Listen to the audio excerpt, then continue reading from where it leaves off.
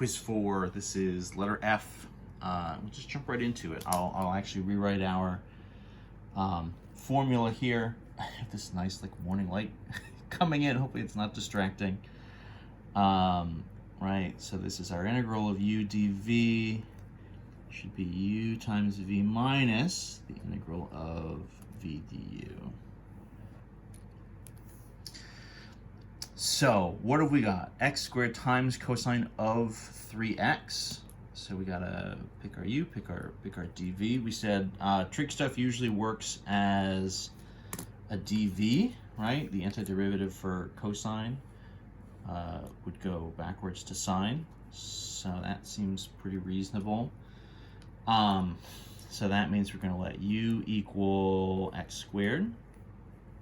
So our derivative, right, du dx is 2x, which means du is 2x dx. So there's du, there's u. For dv, if that's cosine of 3x dx, then our v, right, we'll do the antiderivative. So integral on top. The integral, right, for cosine 3x, so the antiderivative for cosine is positive sine of 3x. That 3 on the inside gets us an extra 1/3, right? So this is that sort of a to the x type form. Technically you would sort of do a u sub to get it. I'm hoping that this is something we've sort of seen enough at this point to kind of recognize. And so our v is going to be 1/3 positive sine of 3x, right? So let's start to lay this out.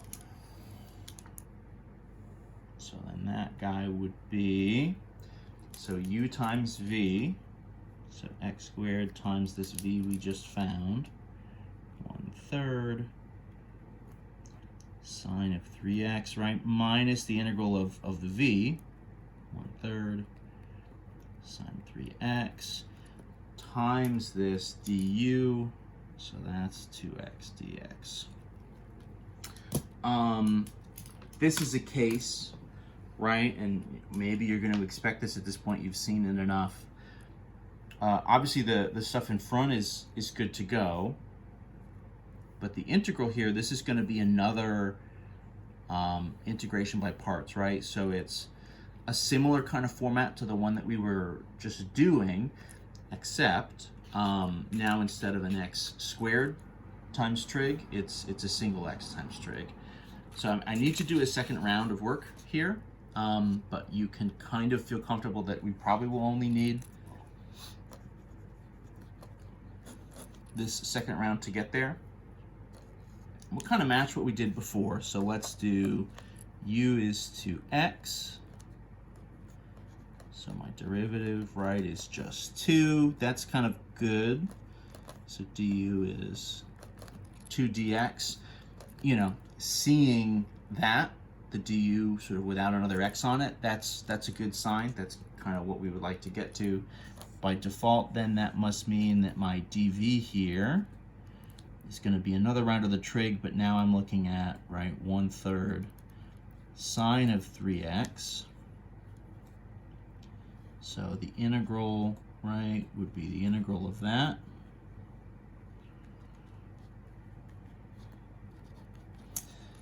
So that gets me my v, right, the antiderivative here. So 1/3, right, times the antiderivative for sine is going to be negative cosine of 3x times another 1/3. So this is like negative 1/3 times 1/3 cosine 3x. So that would be, right, like a negative 1/9 cosine 3x. So that's the v that I need. dv is here, so u and du, dv and v. So I got to sub those in. How should we write this? Let's carry this piece down, right? So this is, we'll call this kind of 1/3 x squared sine 3x, right, kind of minus.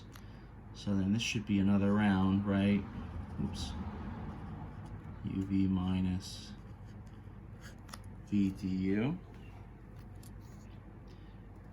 So that's 1/3 x squared sine 3x minus, so in parentheses, right? The parentheses there definitely make a difference. So now this is all my round 2 stuff. So in my parentheses, so that's 2x times this v, which is kind of long, negative 1/9 cosine 3x minus, right, integral negative 1/9 cosine 3x times my du, which just gets me this 2, right? 2 dx. And then that whole thing is parentheses around it. So part of what happens when you get into these sort of, double round, triple round, in theory, you could even sort of do, if we started with an x cubed, you'd have to go 3 rounds to really get this done. Part of the issue here is just trying to carry all these negatives and all these different negatives sort of through these parentheses. Half of the work is just sort of doing the cleanup and kind of keeping all of your terms organized. More than anything else, ideally, right, the whole process here is you're sort of simplifying and cleaning everything up and making it nicer as we go. So what is this, right? 1/3 x squared sine 3x, so minus, but then this is also minus, so then that'll be plus, so this is like 2/9 x times cosine of 3x, right? 2 1/9 is 2/9, right? X is here, minus is plus.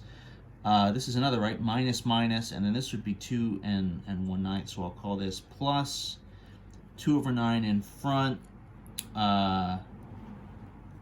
cosine of 3x dx, right? That would be kind of getting all my coefficients and everything just sort of in order. So then that's going to equal, right? So that's going to carry down, plus that's going to carry down. So then this would be when I anti-differentiate, right? Do my integration. So 2/9 times, so antiderivative for cosine is sine, right? Back to positive sine of 3x, and then with the 1/3.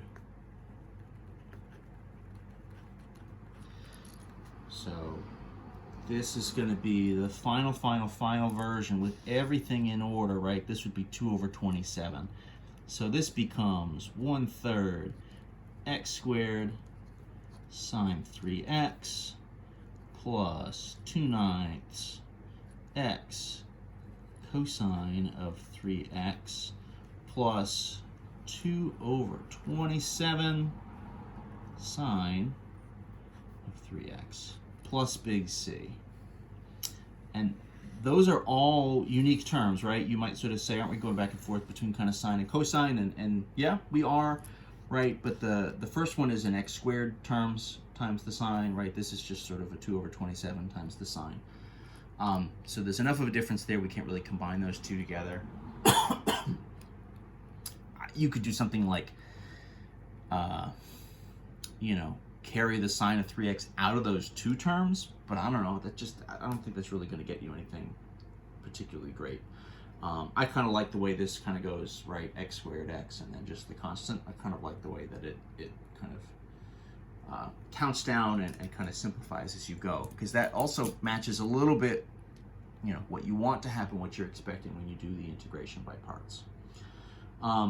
So that was literally a whole page of work. We'll save this last one, so part G, we'll do in another video right now.